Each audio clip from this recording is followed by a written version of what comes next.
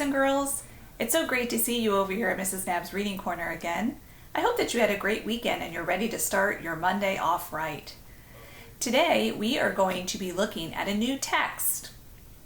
This text was introduced on Friday to you of last week, and it's with your Inspire Science. So knowing that we are going to have an Inspire Science, boys and girls, I, as a reader, know that I'm going to be reading an informational text. If you think back to a few weeks ago, we discussed the difference between informational text and literature text. And it's important to know the difference so that we can get our mind ready for our reading. So this week, you're going to be looking at an Inspire Science text, and we're going to be looking at it now through the lens of the main idea and details. And we're going to talk about that in just a minute, but remember, when we're looking at informational text, we want to make sure that we have an understanding of what it is that we're reading, because we're going to be learning about a topic. When we are reading informational text, the authors are writing to give us information about a certain topic. And it's important to know what topic we're reading about so that we can answer the questions that go along with it. So today, we are going to be looking at certain pages from your Inspire Science, pages 50 and 51, and we're going to be talking and looking at specifically changes that affect living things. All right, so Mrs. Knapp's going to read these with us, and we're going to look through these. And remember, I'm going to give you a task to work with at the end of this, to work at home or to tell someone in your household or your teacher when you see her this week. All right, so just a reminder, boys and girls, now I know you've been working with RI 1-2 all year, just like we've been working with all the standards all year. But I want to give a reminder about what it is when we're trying to come up with the main idea of a text or answer questions that have to do with the main idea. So for us, I love my anchor chart, so I have an anchor chart here to help you remember. And I want you to take your hand, and I want you to see that. Look at your hand, because I know I'm not the best artist, but that's what I have for you, a hand. And you're saying, well, what does a hand have to do with the main idea and details, Mrs. Knapp? Well, I want you to think right here. The palm of your hand is the main part of your hand. It's what holds things. It's what makes things possible for you to be able to do with your hands. So the palm is the most important part of your hand. Our fingers are the offshoots or the appendages that help us grab things or help us write. Right? But the fingers are attached to the palm. So I want you to think of the palm of your hand as the main idea of a text, and that your fingers are the details, because everything in the center here is what it's mainly about, and then everything around attached to that should support that. It's a detail. Now, when we're looking at details, boys and girls, do we want to tell every detail that's in the text that we're reading about, that we're learning about? No, we want to tell the most important key details, so the main details that help us understand our main idea or the palm of our hand. So that's what we have here. You can see here that we have the main idea here, detail, detail, detail. And I'm sure you've heard probably, yes, but how do you know? So you give an answer. How do we know? So it's important that when we're doing this, we need to think about, how do I know this is the main idea? My details need to support that main idea.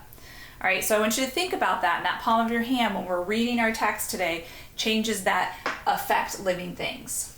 So I'm going to read this from my laptop today.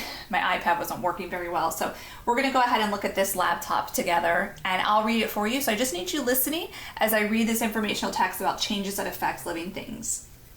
Seasons are times of the year with different weather patterns. The 4 seasons in most of the United States are winter, spring, summer, and fall. The north and south halves of Earth have opposite seasons. The seasons are caused by the way Earth is tilted and moves around the sun. During summer, a place has more hours of sunlight during a day. The summer sun is higher in the sky than at other times of the year. Temperatures are the warmest of the year.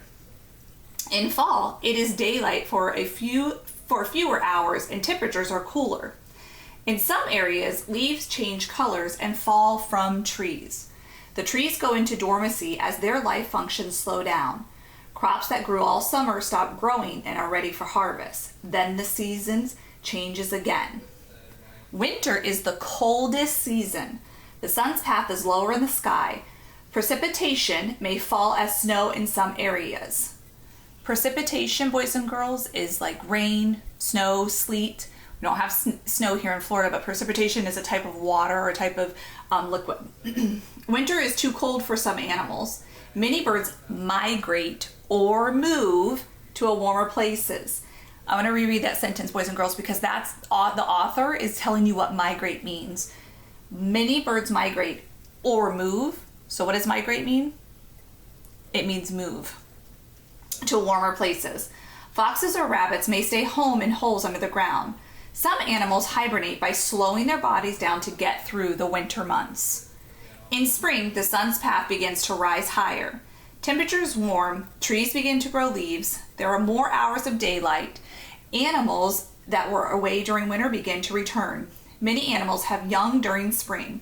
Plants and animals have all spring and summer to grow. Seasons are not exactly the same in every place on Earth. Florida's southern location and nearest to oceans give it just 2 seasons instead of 4. So where do we live? That's right, we live in Florida. And how many seasons do we have? 2. They are the wet season and the dry season. The wet season in Florida is similar to spring and summer. The dry season in Florida is similar to fall and winter. So you have up here, boys and girls, there's pictures that is also included in here that shows us the difference between the different seasons. So what it would look like in summer, what it would look like in fall, what you would have here. Now, when we're thinking about main idea and we're thinking about details, and for 3rd grade, we can have main ideas for multiple paragraphs or multiple topics, multiple subheadings, sorry. And so you can have a variety of main ideas within each paragraph. So it's very important that if you have a question and we identify that question and we know where we're going, that we're focusing on what they're asking. You have a main idea for the entire passage, and then you can have a main idea for each individual paragraph after that. All right, so remember, we're gonna think about the palm of our hand and our fingers being the details. So the palm of our hand's our main idea, the fingers are our details that help the palm do everything. All right, so let's go ahead and let's look at our question that we have. And we're gonna go back in the text and use that to help us answer this question. All right, so this is a question that you might see this week, okay? Or a question very similar to one. But any type that you see this, remember that we're always going to use the relax strategy that we've been using this entire time. So, according to the text, which 2 living things hibernate? All right, so I'm going to take apart that question. And first off, I'm going to identify right off the bat, boys and girls, that I see that this says 2. There's some other keywords in here for us to pick up as readers that we need to make sure we look at when we're going back in the text. So for example, we see living things. So it has to be alive, right? It has to be able to, if it's a living thing, it needs, what are the things it needs? Air, water, sunlight, right? And food. So we need all those things in order to live, in order to be a living thing. Oh, and I see a keyword, hibernate. Now I do recall that in our text it talked about when it was when something was hibernating. Now, am I going to go back and reread the entire text again? No, I'm going to think about hibernating. And I see in our text that the author has highlighted some things for me. So for example, I see dormancy is in red, migrate, and hibernate. Well, that's hibernate. That's that key word that I need to go back, and I'm going to reread just that paragraph. I'm not going to reread everything because I'm going to see if this can tell me what animals. And what animals am I looking for? Chipmunks, squirrels, seagulls, caribou, or woodchucks. All right, so let's go back and see if it tells us in the text. Winter is the coldest season. The sun's path is lower in the sky. Precipitation may fall as snow in some areas. Winter is too cold for some animals. Many birds migrate or move to warmer places. Foxes or rabbits may stay in holes under the ground. Some animals hibernate by slowing their bodies down to get through the winter months. All right, so it gave me some clues as to what type of animal. It told me foxes or rabbits may stay warm in holes under the ground. Many birds migrate or move to warmer places. So let's see, let's look. We have chipmunks, squirrels, seagulls, caribou, or woodchucks. So I know off the bat that there is one that I can get rid of. And you know why? Which one do you think it is? Did you say letter C, seagulls? You are correct. It is seagulls. Because, boys and girls, those are birds that migrate. They migrate and go to different places. So now we have left chipmunks, squirrels, caribou, or woodchucks. Now let's think about what animals hibernate. They stay warm in holes under the ground. Okay, so now I need to think about which of these would stay underground. Now, caribou, that might be a tricky word for you, or a type of animal. Caribou is a type of deer. It's a type of like reindeer essentially, and they have the horns. It's like an elk, very similar to an elk, very bigger than a deer. Do they live in holes under the ground? No, they don't. So I want to think about what other animals could live in holes in the ground. Well, here in Florida, we have lots of squirrels, don't we? And where do squirrels live? Do they dig? They live in trees, that's right. So I'm going to get rid of that. So, and I need to know how many? Which two? So by process of elimination, boys and girls, what two animals are left? A and E. Excellent job. So chipmunks and woodchucks are our answer. Wonderful.